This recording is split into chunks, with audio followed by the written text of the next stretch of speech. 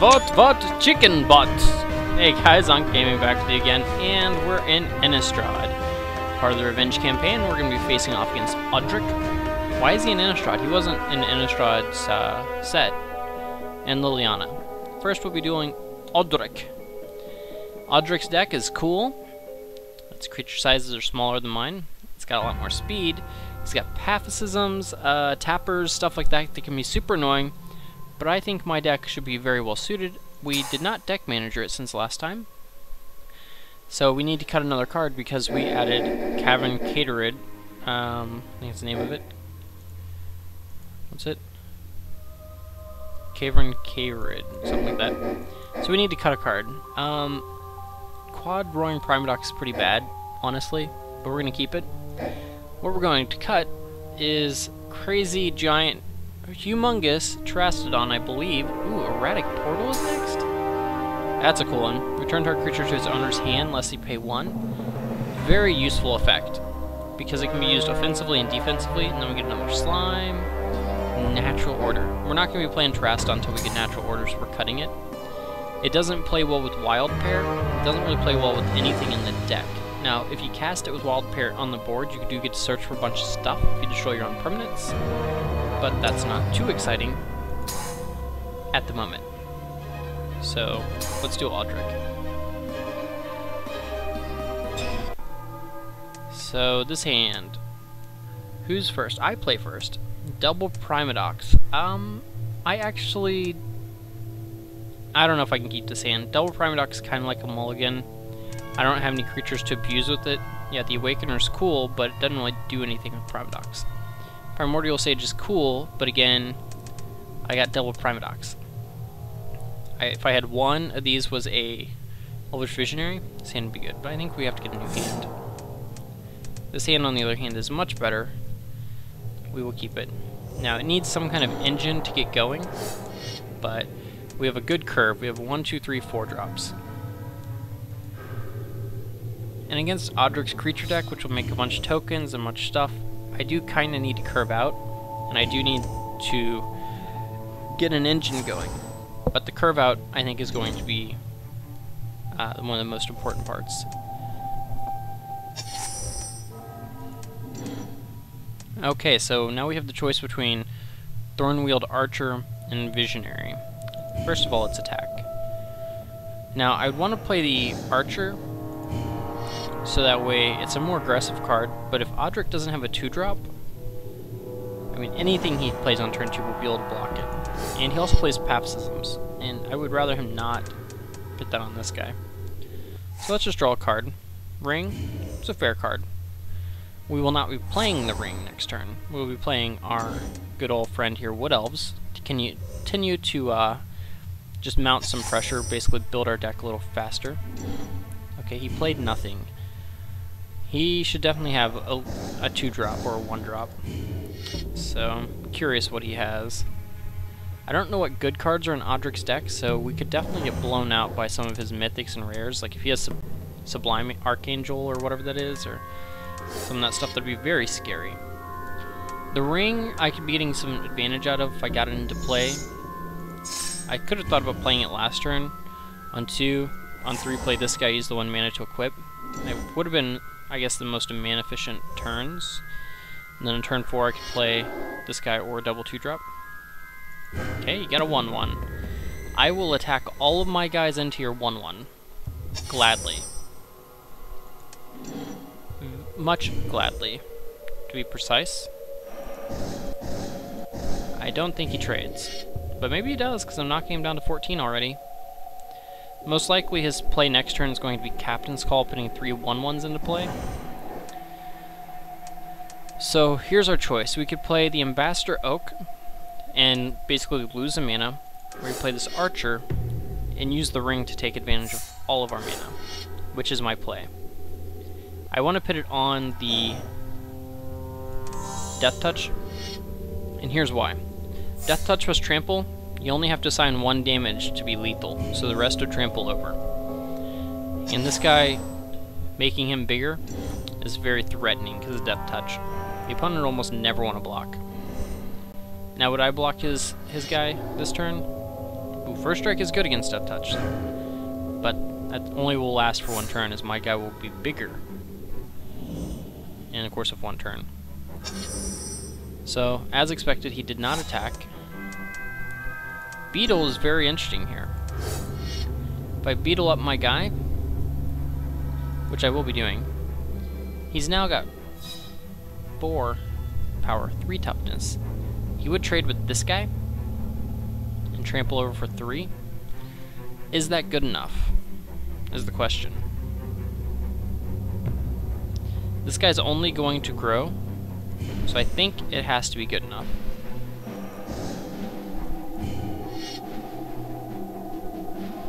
Can't allow that guy to get out of hand. I'm fine with him blocking so I can trample over and put him down to 11. We'll play the Ambassador Oak. And we're actually going to suit up, I think, this 1/2. The reason we're equipping it to the 1/2 is because as a 2/3 he'll be able to attack past the first strike knight. Nothing else would get that be there next turn. So 3 toughness is kind of what I'm shooting for on most of my guys. As it stands, Overrun is just straight win the game right now, even with that being played. This is a fair-sized creature now. It's going to be a 5/5. He does have some flyers that I can't block right now. Not concerned. That is about the last thing we wanted to draw. We'll go ahead and play it. We will move this. We just want to grow everyone up a little bit. This guy is...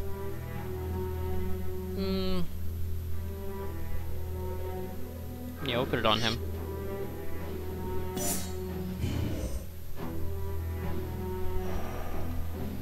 If I draw a Roaring Primadox, at this point I will be bouncing the Visionary because I have a decent land base. So I'm not as worried about needing the ability to bounce the Beetle. Ugh. Now Audric's deck does have some sweet cards, as he's been demonstrating. If I can deal with that guy, I do get my guy and another guy back. Oof. Oof. Alright, he's laying it on thick now. He still has 3 cards left. I've flooded this game. Now, I told you last time about how the deck can have some cards to get you out of a flood. So let's see how much power I have. 2, 3, 4, 5. Not even enough to block the 7/7 profitably, so we're not. That's a reason not to put it on the token, or on the 1/2. Wait, 0/1. Thragtusk, you catch us right back up. He's gonna Pathism you, but that's okay. Gain that 5 life, and he will allow us to block reasonably. I need to grow this guy again, so we'll just pass. Of note, if he attacks with the 7/7, I will gladly block with my Thragtusk and my 2/3 here, and take that trade. Now, does he have any pump effects? He quite possibly has the little crying baby one, the +2/+4. But I can't really play around that. I'm too far behind to play around that, is my point. Thragtusk dying is okay. I get a 3/3 back, and I get rid of his best threat. So I would be okay with that. So instead he's going to go the safe route. I'm on a 4-turn clock, so I do have Stingerfling Spider. I do have Thornwheeled Archers. I have ways to get around that. Oh my goodness. He's just getting card advantage engines going like crazy. Look at all the pressure he has on the board. Now I'm pretty much boned. Yeah, I drew 1 land too many. And for the sake of time, we're going to concede this game. Alright, restart the duel. Yes, we just drew too much land there. It's okay. Also, my deck, I like this hand. One problem we do have with this deck is that we are not unlocked, and the Revenge campaign is kind of assuming that you've unlocked a good portion of the deck. We've unlocked 3 cards. So, like some of our powerful mythics and stuff like that we could have, we don't have. Now I could go spend the money and unlock the deck, or I could spend, you know, a day unlocking all the cards in the deck, but that's not as fun. Oh wow, we drew Yeva. That's a good one. Yeva's the kind of card that be useful in actual Magic. On here, it's not as good. Just because your creature's having flash. I guess the opponent probably walks into it a lot in this game, so there is that. This hand's decent though. We have Thornbriar, which is a way to take advantage of a flood. We have Wood Elves to help us get going. He has no pressure. We have Beast Within to deal with problems from creatures, and Yeva, which is just a very powerful card. So, now we could Beast Within his land and hope he's land screwed, but his deck's got a low curve. So I don't think that's our best plan. So we'll continue attacking with our Beetle. Next turn, we could flash in Yeva. She's a 4-5. I keep thinking she's a 4-4. Wow, she's good. 4-5 flash for 4. That is just so beyond the power curve. I'm surprised it's not seen play in actual competitive Magic. Alright. Our creature's annoying, but it's okay. At this point, I could play Yeva. I could Wolfbriar Kicker 1, but I think I just want to Wood Elves, hold up Beast Within.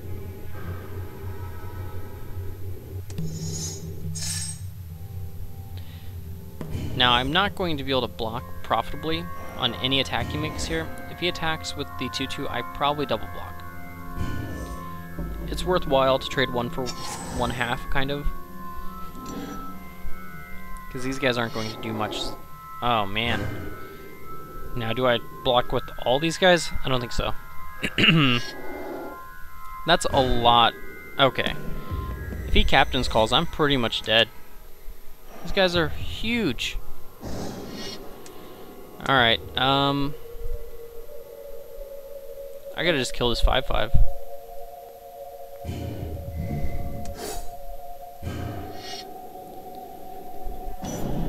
I'm never going to be able to beat that 5-5 first striker, so just get rid of it. Wild Pair. Can I survive to Wild Pair? We will try.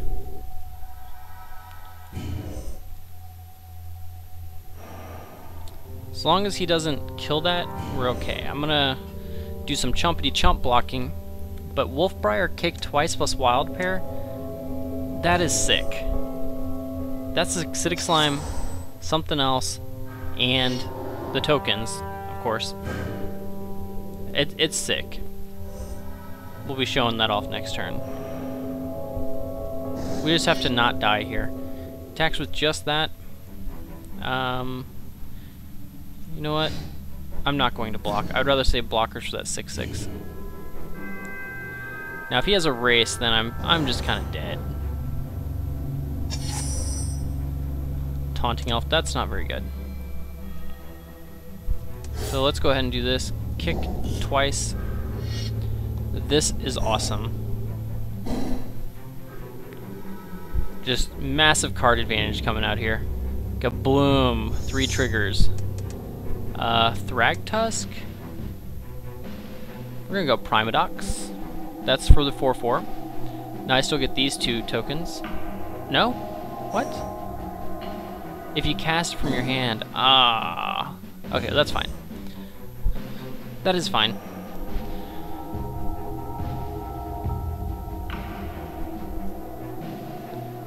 Okay, well, how much damage do we have now? We have 8, 10, 12, 13, 14, 15 damage. Okay. We just have to survive a little while, and then Taunting Elf will win the game.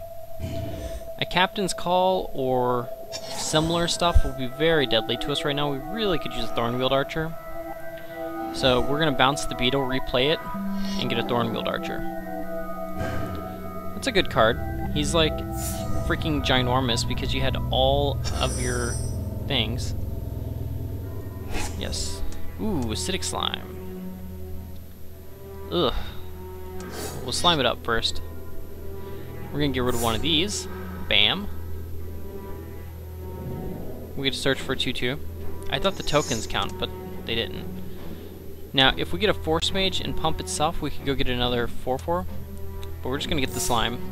We're gonna decimate his freaking army and tell that dude to GTFO. Now the way this works is both triggers go on the stack. I get to choose the trigger. So I'm gonna do this one first. If it would let me. Yes, now this resolves. And I get to go get a Thornwield Archer. Are you seeing why Wild Pair is just an insane card? Wild Pair is the reason we're going to potentially win this game.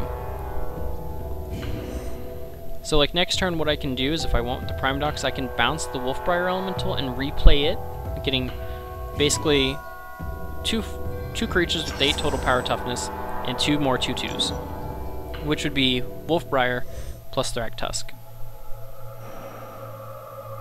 As it stands, I don't think we can possibly lose this game. Even that does nothing.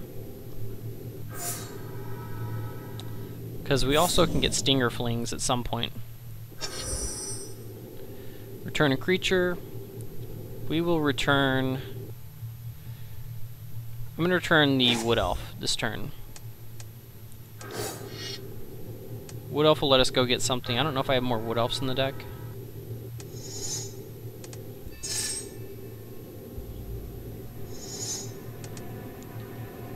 I'm going to go with Visionary. What we're doing here is we're setting up Yeva. So, I want to flash in Yeva.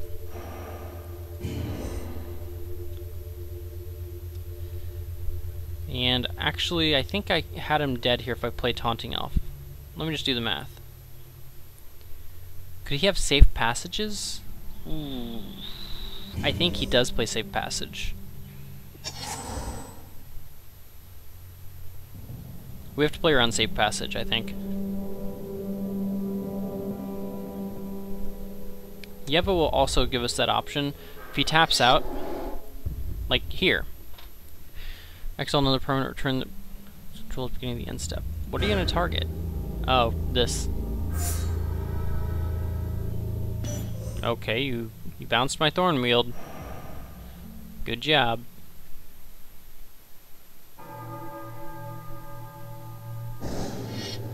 So you can attack with your 2/2s. I'm just going to play this. And we will take your 4 damage, sir. But I'm going to get a Primordial Sage. Sound fair? I didn't think so. Return a creature. I kind of want to return Slime. Yeah, I'm going to return Slime. And we just draw the Thragtusk. I'm going to go ahead and play this at sorcery speed. Yes, I want to draw a card. And we're going to destroy this. And this comes into play. I get to search. I'm going to get the 2/2. And we're just going to pump something. He has an 8/8, an 8/8. How many slimes do I have? I have 2 slimes. Let's just pump this slime. And we're going to attack with that one. That's the old one.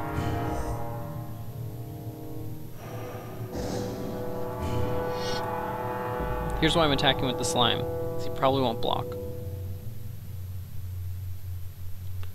And if he does, I'm fine trading the slime for multiple creatures.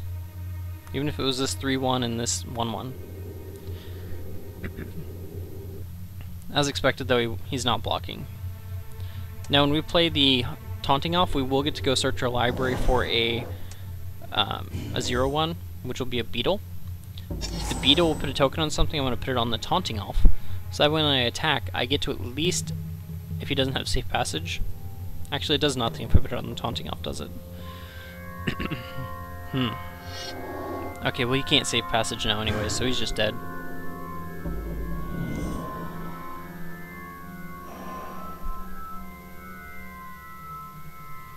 Whenever I get a chance, I'll play Taunting Elf, and that's game.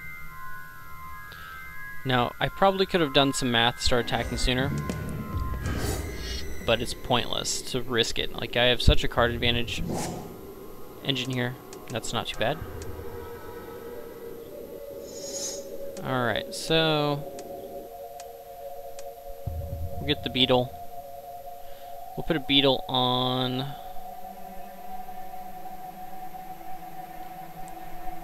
itself. Why not?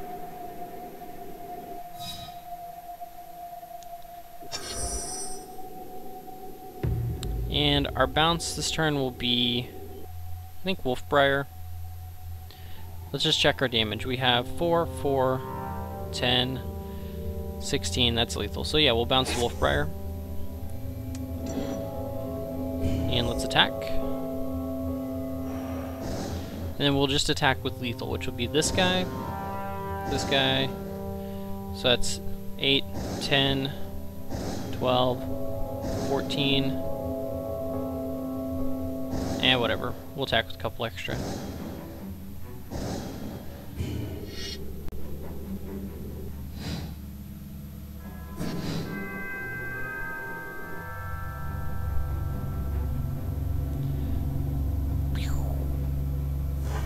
And we win! Achievement, Master of the Wild Hunt. Erratic Portal. This is a fun card. I love Erratic Portal. I used to have it in my cube. Cool, we unlocked a Chivo.